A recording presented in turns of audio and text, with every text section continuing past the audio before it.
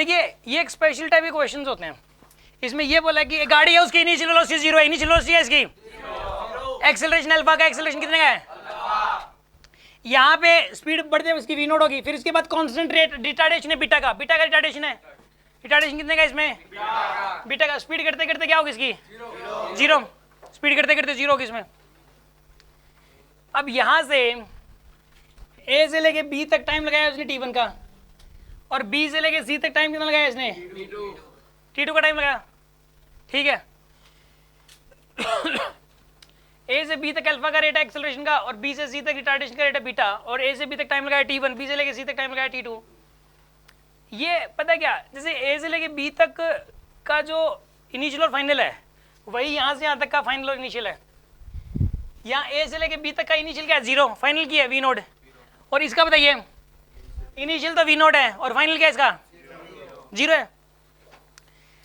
यार ऐसे सिचुएशन, इसमें क्या है, एक्सेलरेशन है कांस्टेंट, और इसमें क्या कांस्टेंट है, रिटार्डेशन है। ऐसी सिचुएशन कई सारे क्वेश्चंस में क्रिएट होगी जिसमें गाड़ी ना एक्सेलरेट भी कर रही होगी फिर रिटार्ड भी हो रही होगी। और एक जैसे 2 इंटरवल होंगे, एक इंटरवल तो ये है, इस इंटरवल का जो इनिशियल फाइनल है ना, इस वाले इंटरवल का वही फाइनल इनिशियल हो जाएगा, इस वाले इंटरवल का जो इनिशियल और फाइनल है और इस वाले इंटरवल का वही फाइनल और इनिशियल हो जाएगा। ये ऐसे सिचुएशन कई सारे कोई ऐसे सिचुएशन क्रिएट हो जाए तो क्या करना है सुन लो आप, ठीक है ना। पहली बात तो सिचुएशन समझ के क्या क्रिएट होगी, ए टू बी का इनिशियल और फाइनल, बी टू सी का इनिशियल फाइनल के फाइनल और इनिशियल के बराबर, इसमें कांस्टेंट एक्सेलरेशन, इसमें कांस्टेंट, ऐसे सिचुएशन क्रिएट हो जाए तो आप एक काम क्या करो, इसका कोई भी क्वेश्चन सोल्व करना हो, ऑप्शन कुछ भी दे रखे हो उससे कोई फर्क नहीं पड़ता, कुछ भी पूछ रखा हो, एक बार तो फर्स्ट इक्वेशन यहाँ से यहाँ तक लगा दो, फिर एक बार यहाँ से यहाँ तक लगा दो, और ऐसे ही एक बार थर्ड इक्वेशन लगा दो यहाँ से यहाँ तक, और एक बार यहाँ से यहाँ तक, और उनको रिलेट वगैरह करके आंसर आ जाता है। बस ये चीज़ माइंड में सेट कर लो। देखो पहले ए टू बी पहले फर्स्ट इक्वेशन लगाओ, v equal to u plus a t, v की वैल्यू क्या लिखोगे v0, u की वैल्यू क्या लिखोगे 0, अल्फा t1 क्या आएगा यहाँ पे, अल्फा t1। ये आ गई पहली इक्वेशन। अब b2c बताओ, v equal to u plus a t, ठीक है।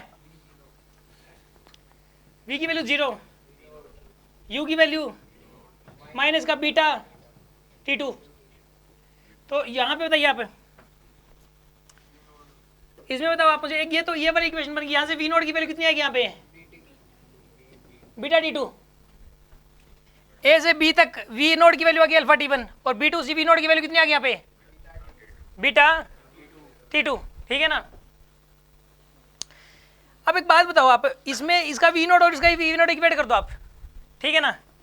Alpha t1 is equal to beta t2, ठीक है ना भाई, और यहां से आएगा t1 by t2 is equal to beta by alpha. एक रिलेशन बन जाता है यार इसमें, इसका और इसका जो टाइम का रेशियो आता है ना, t1 रेशियो t2 की वैल्यू बीटा रेशियो अल्फा के बराबर आती है, t1 by t2 is equal to beta by alpha होता है। ये एक रिलेशन है, समझ आ रही है बात आपको। ये जो रिलेशन है ये तो मैंने डिराइव भी कर दिया, और वैसे चाहिए याद भी रख लो। अब जो दूसरी बात, ये एक स्पेशल टाइप का क्वेश्चन है, ये कॉन्सेप्ट तभी काम आएगा जब इसी टाइप का क्वेश्चन है, स्पेशली टाइप तो हजारों है और उसमें से एक टाइप है बस ये समझा हुआ किसी काम का नहीं है अगर ये टाइप पेपर में नहीं आई तो, ठीक है ना। तो हम एक पर्टिकुलर टाइप्स पे वर्क कर रहे हैं, ठीक है। अब सुन लो, अब अपने को करना क्या है कि इसके अंदर थर्ड इक्वेशन लगाओ आप, पहले ए टू बी लगाओगे, a to b third equation लगा दो, v square equal to u square plus 2as, वी की वैल्यू बताइए, v0 का स्क्वायर, u की वैल्यू बोलो 0, 2 अल्फा x1। ये पहली इक्वेशन बना दो जी, आप बना दी। अब b2c बनाओ, थर्ड इक्वेशन लगा दो, b2c लगाओ, b2c थर्ड इक्वेशन लगा दो, v square equal to u square plus v की वैल्यू 0, u की वैल्यू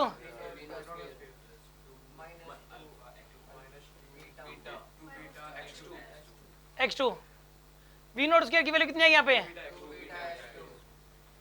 ये सेकंड इक्वेशन होगी जी। इसको इक्वेट कर दो आप, 2 alpha x1 is equal to, अब बताओ आप x1 बाई x2 की वैल्यू कितनी आएगी बताओ, बीटा बाई, एक रिलेशन ही आ गया जी, 2 रिलेशन हो गए ना इसमें। अब तो आंसर मैच कर ही जाएगा आपको कोई ना कोई। लेकिन इस टाइप की सिचुएशंस कई बार क्रिएट होगी, मैंने आपको बता दिया, ठीक है ना, उनको कैसे हैंडल करना है। किसी को कोई शक इसमें?